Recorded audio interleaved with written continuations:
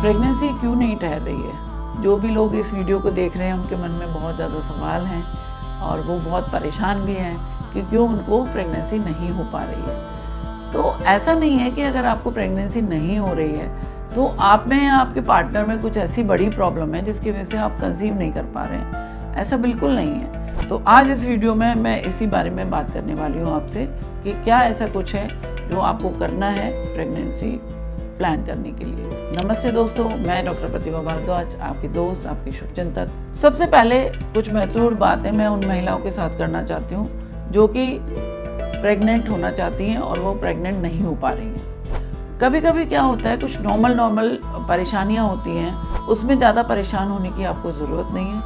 अगर तो आपकी उम्र 35 साल से या उससे ज़्यादा है और आप 6 से महीनों से ट्राई कर रही हैं या आपको 1 साल हो चुका है ट्राई करते करते, तो ऐसा ज़रूर है कि आपको किसी अच्छे चिकित्सक से मिलना पड़े जो कि आगे की आपकी जर्नी को आसान बनाए। जब भी आप डॉक्टर से जाके मिलें, आप दोनों जाएं जिससे कि वो दोनों की काउंसलिंग कर पाएँ और बेसिक टेस्ट जो होते हैं वो दोनों के कर पाएँ। सबसे पहले अगर आपने कॉपर्टी लगवाया हुआ है तो आप अपनी कॉपर्टी को निकलवा दें। उसको निकलवाते ही आप प्रेगनेंसी आपको ठहर जाएगी। ये ज़्यादातर महिलाएं नहीं जानती हैं या उनको पता नहीं होता है कि कई महिलाओं की डिलीवरी सरकारी अस्पतालों में होती है और वहाँ पे बिना जानकारी के कई बार कॉपर्टी डाल दिया जाता है। तो आप अपनी या तो डॉक्टर से बात करें जिन्होंने आपकी डिलीवरी कराई है कि उन्होंने कहीं आपको कॉपर्टी तो नहीं डाला है, या वो नहीं उनसे मिल पा रहे हैं तो जाकर आप एक अल्ट्रासाउंड करा लीजिए जिससे आपको पता चल जाएगा कि उसमें आपके कॉपर्टी पड़ा हुआ है। जैसे ही आप कॉपर्टी निकलवाते हैं तो विदिन 3 to 6 मंथ्स आपको कंसेप्शन हो जाती है। दूसरा, अगर आप किसी भी तरीके की दवाइयों पे हैं, गर्भनिरोधक कोई भी आपको पिल ले रहे हैं, तो आप उनको तुरंत छोड़ दीजिए, उनको बंद कर दीजिए, तो आपको तुरंत से तुरंत आपको गर्भधारण आपका हो जाएगा। दूसरी बात, आप सब कुछ सही कर रही हैं लेकिन फिर भी आपकी कंसेप्शन नहीं हो पा रही है, आप प्रेग्नेंट नहीं हो पा रही हैं। एक तो हो सकता है कि आपका जो ओवुलेशन पीरियड है आपको पता ही नहीं है, क्योंकि फर्टिलिटी विंडो बहुत छोटी रहती है और आपका वो टाइम मिस हो जा रहा है हर बार, आपके प्रोफेशन के कारण, या आपके हो सकता है हस्बैंड बाहर रहते हो, वो उस समय पे आप नहीं मिल पा रहे हैं जिस टाइम पे ओवुलेशन का टाइम है। तो इस को सुनिश्चित करना बहुत ज़्यादा ज़रूरी है कि जब भी आपकी इंटीमेसी हो रही है तो वो टाइमिंग ओवुलेशन टाइमिंग या फर्टिलिटी विंडो से मैच करने चाहिए, तो उसी समय में आपका जो भी है प्रेगनेंसी आपकी ठहर पाती है। दूसरा, आपका स्ट्रेस लेवल इतना ज़्यादा हाई है कि आप ओवुलेट या तो कर ही नहीं पा रही हैं या कर रही हैं तो उसका आपको टाइमिंग का आपको पता नहीं चल रहा है। तो जो भी आपका स्ट्रेस के कारण है उसको आप थोड़ा सा नोट डाउन करें, उसको इरेडिकेट करने की कोशिश करें, अपनी लाइफ स्टाइल में थोड़ा सा बदलाव करें, क्योंकि स्ट्रेस की वजह से कई बार कॉर्टिसोल हार्मोन बहुत ज़्यादा बढ़ जाते हैं और प्रेगनेंसी ठहर नहीं पाती है। तो इस सब को नॉर्मलाइज करने के लिए आपको अपने स्ट्रेस लेवल को कम करना बहुत ज़्यादा ज़रूरी है। तीसरा हो गया कि आप इंटीमेट तो हो रही हैं लेकिन आपका जो इंटीमेट होना है वो सिर्फ एक शारीरिक प्रक्रिया है, सिर्फ एक मैकेनिकल वर्क रह गया है जिसकी वजह से आपका जो ओवुलेशन जो खराब हो रहा है, आप प्रेगनेंसी नहीं आपको हो पा रही है। तो मेरी ये रिक्वेस्ट है उन सारे कपल्स से जो कि फर्टिलिटी विंडो में इंटीमेट हो रहे हैं, जो कि प्रेगनेंसी को प्लान कर रहे हैं और प्रेग्नेंट नहीं हो पा रहे हैं, तो प्लीज़ आप उस फर्टिलिटी विंडो में अगर आप आपस में इंटीमेट हो रहे हैं तो इस कार्य को एक कार्य समझ के ना करें। इसमें आप मेंटल फिजिकल दोनों इंटीमेसी होना बहुत ज़्यादा ज़रूरी है। कई बार आपको इंटीमेट होना है फर्टिलिटी विंडो से पहले भी और बाद में भी, जस्ट टू योर मेंटल सेक। ऐसा नहीं है कि आप सिर्फ इसको एक मैकेनिकल वर्क की तरह करती रहें और आपको प्रेगनेंसी ना हो, क्योंकि उसको करने से कई बार बहुत ज़्यादा स्ट्रेस हो जाता है और महिला हर साइकिल के बाद अपना प्रेगनेंसी टेस्ट करने बैठ जाती है और हर इंटीमेसी के दौरान उसके दिमाग में एक क्वेश्चन चलता रहता है कि अब मैं प्रेग्नेंट होंगी कि नहीं होंगी। तो ये आपको नहीं करना है।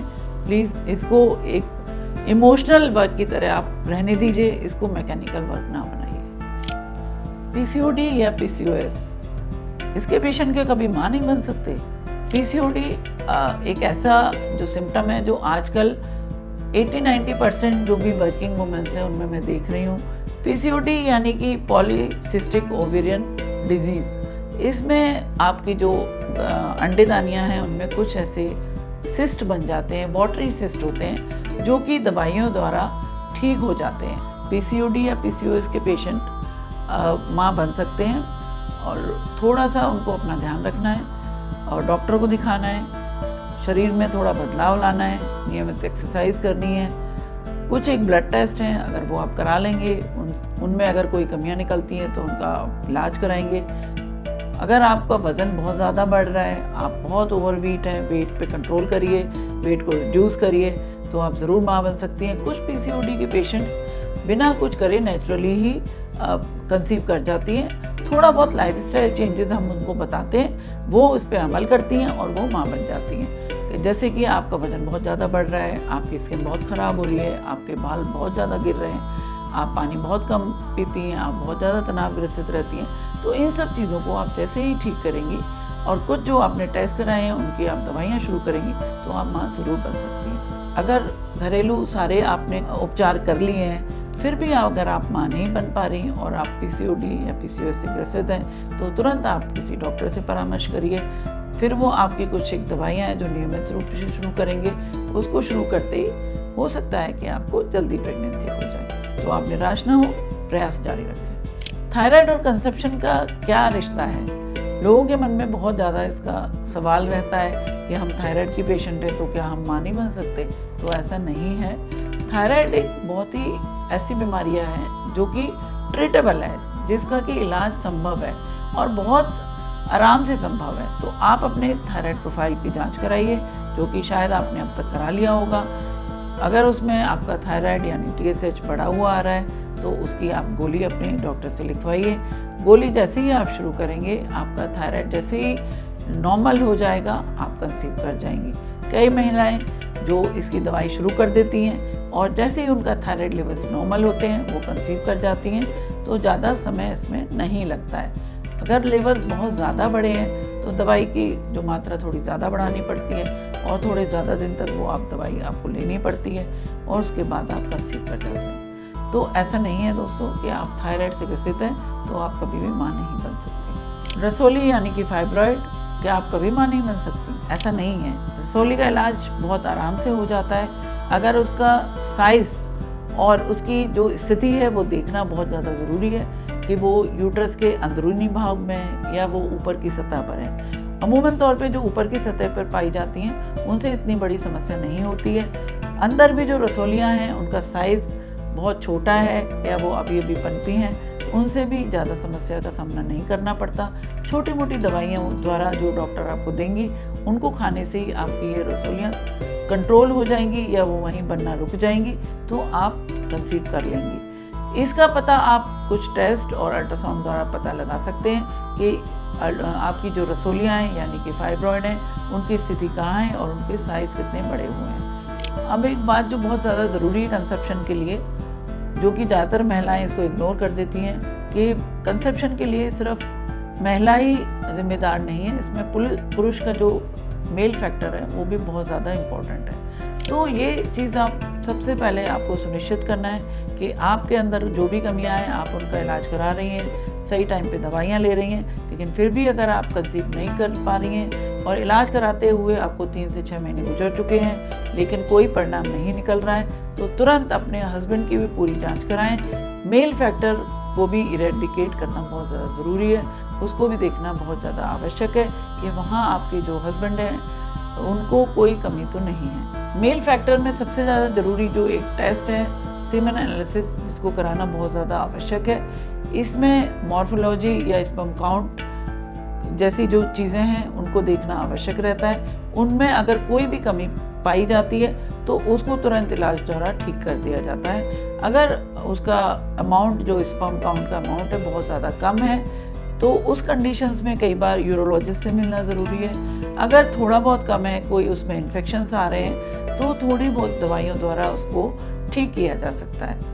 अगर उसका जो स्पर्म काउंट है 20 या उससे भी ज़्यादा नीचे है तो उस दशा में आपको तुरंत ही यूरोलॉजिस्ट से मिलना है और इसका इलाज कराना है। अब एक सवाल जो आपके मन में बहुत ज़्यादा आता होगा कि कब आपको डॉक्टर के पास जाना है। तो अगर तो आप 6 महीने से ज़्यादा आपको हो गए हैं ट्राई करते हुए और आपकी उम्र 35 या उससे ज़्यादा है तो आपको तुरंत डॉक्टर के पास ज़रूर जाना चाहिए।